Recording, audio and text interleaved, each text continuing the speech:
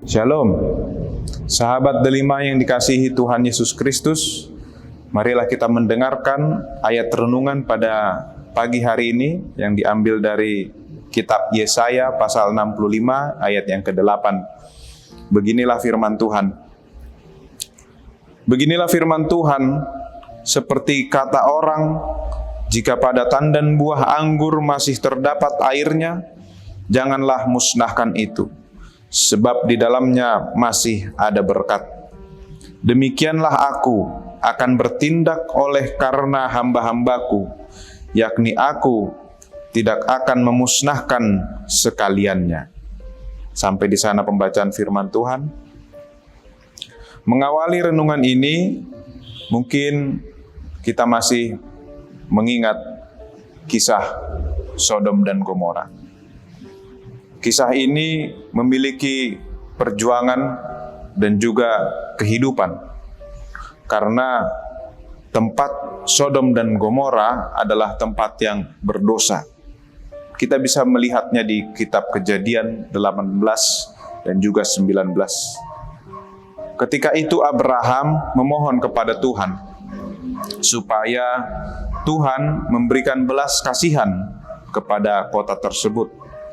Karena Abraham mengingat keponakannya, yaitu Lot. Dia tinggal di sana bersama-sama dengan keluarganya. Abraham melakukan tawar-menawar kepada Tuhan. Sekiranya Tuhan bisa menyelamatkan mereka apabila ada 50 orang benar, atau ada 45, atau 40, atau 30, bahkan apabila ada 10 orang benar. Akan tetapi saudara-saudara, semua itu tidak terjadi. Tidak ada yang memenuhi syarat, maka kota itu dihancurkan. Sahabat delima, kisah tadi memudahkan kita melihat nats ini, bahwa Tuhan sebagai pemilik kebun anggur melarang apabila ada buah tandan yang masih berisi air, supaya jangan dimusnahkan. Ketika masa panen telah tiba, lalu buah-buah anggur telah saatnya untuk diambil, pasti ada sedikit yang tersisa dan masih menyimpan air di dalamnya. Ketika sang pemilik kebun anggur melihat itu, dia mengatakan bahwa jangan dimusnahkan, karena air yang ada di dalamnya itu menggambarkan kehidupan, itu menggambarkan berkat, itu menggambarkan harapan.